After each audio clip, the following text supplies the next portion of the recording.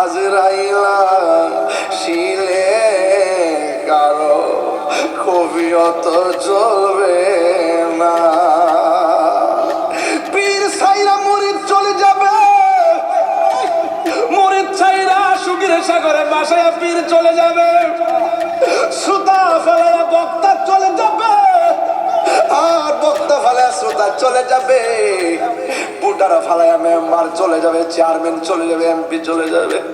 কেউ কারো আপন নয়। ময়রা দেখো 2 দিন পরে কেউ মনে রাখতো না। বন্ধু তোমার এত আপন, জানাজার মাঠে গেলে বুঝবা বন্ধু কত স্বার্থপর।